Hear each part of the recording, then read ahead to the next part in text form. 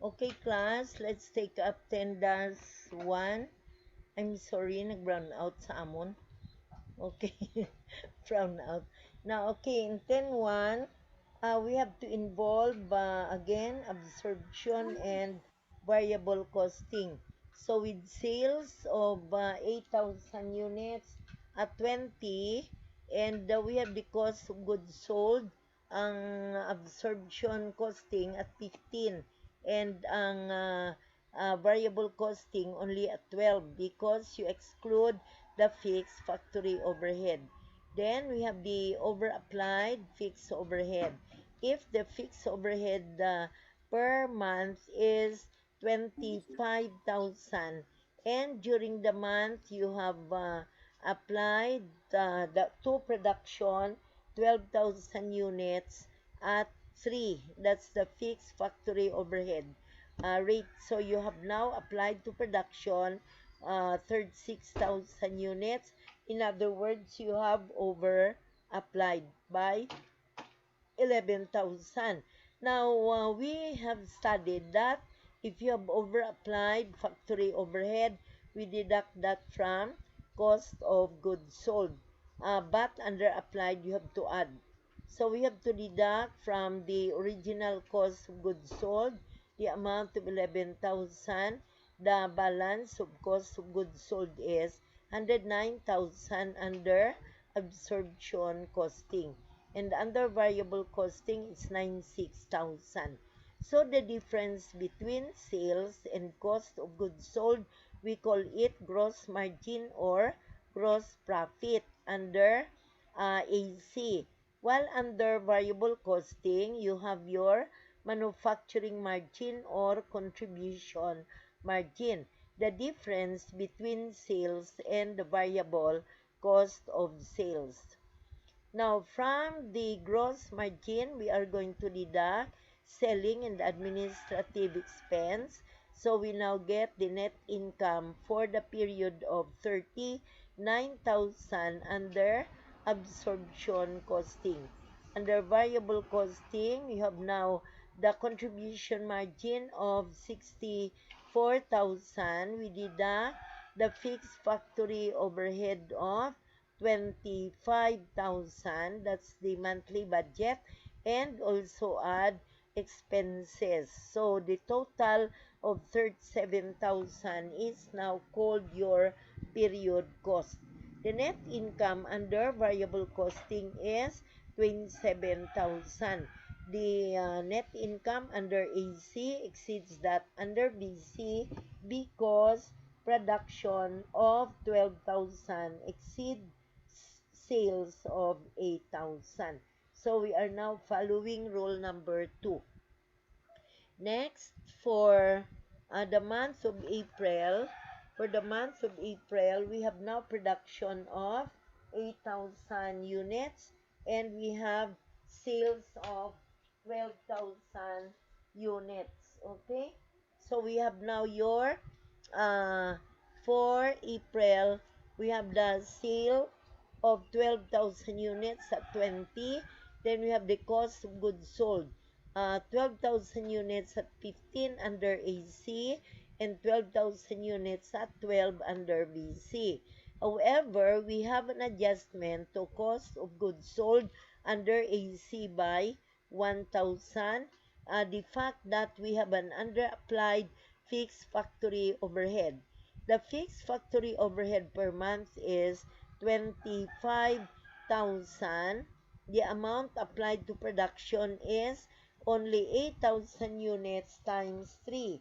8,000 units, that's the amount of, that's number of units produced, times 3, your fixed factory overhead rate. So you get 24,000. The fixed factory overhead, which is under applied because the applied is smaller than the budget. So we have 1,000 and we are going to add it to the initial amount of the cost of goods sold. So we now get the cost of goods sold of 181,000, the gross margin of 59,000 minus selling and administrative expenses. So we have the net income under AC. And under BC, we now get the sales. We deduct cost of goods sold, the variable cost of goods sold at 12. So we now get the contribution margin.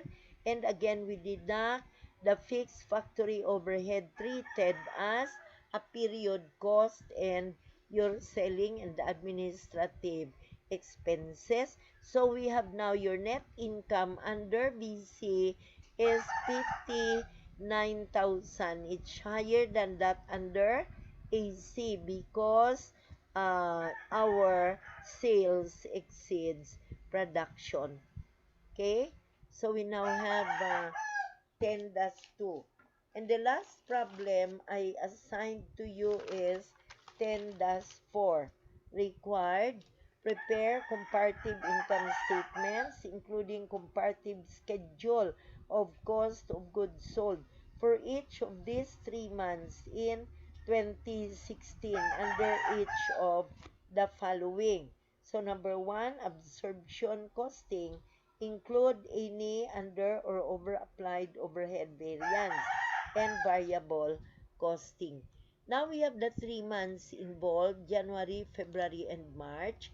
With the comparative income statements, we now recognize sales in January for 3,000 units, in February 4,000 units, and in March 4,000 units. So we now get the cost of goods sold for January. We have the number of units sold is 3,000 units, and then we multiply that by 21 per unit. It is 21 per unit. How we got 21 per unit is by multiplying 84, thousand sales, amo niya nga aton nga cost of goods sold. We multiply 3,000 units by 21. And how did we get 21? The cost per unit includes direct material 6, direct labor 7, and the variable factory overhead of 3. And we add the fixed factory overhead rate of 5. How we get 5 is by dividing 240,000 per year. That's per year divided by 12. So meaning it's 20,000 per year. 20,000 per year divided by the number of units produced in January of 4,000. So the fixed factory overhead rate per unit is 5. So adding 16 and 5, so we get 21. 21 times 3,000 units sold. This one is only 16 kay variable. 16, hindi pagdalon ang fixed factory overhead rate. So 16 multiplied by 3,000 units. So you get 48,000. Okay, so we now get there is no over or under applied factory overhead for the month of January. So we now get the cost of goods sold of 63,000. That's now the total, giving us the gross margin. 84,000 minus 63,000 is 21,000.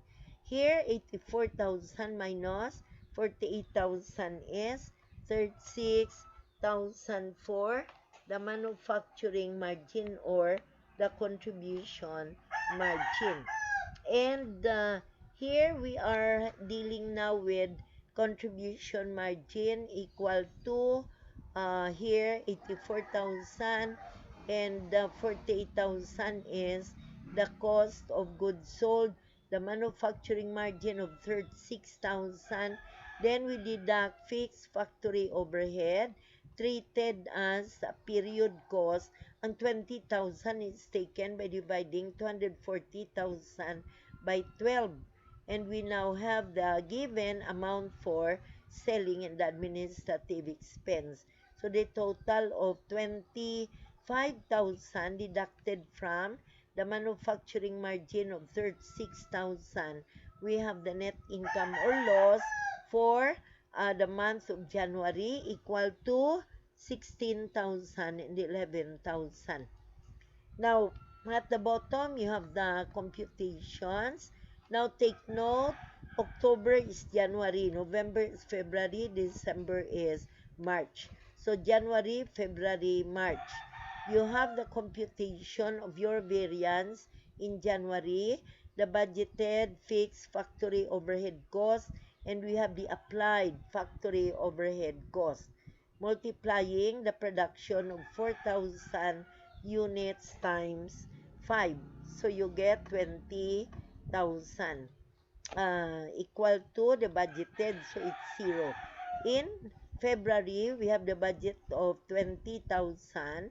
Then, the applied is 3,000 units. Amo na ang production in February.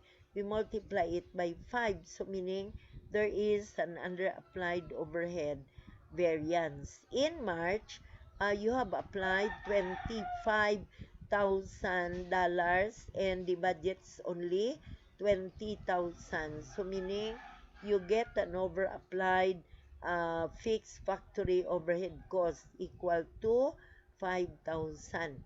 And the fixed selling and administrative expense.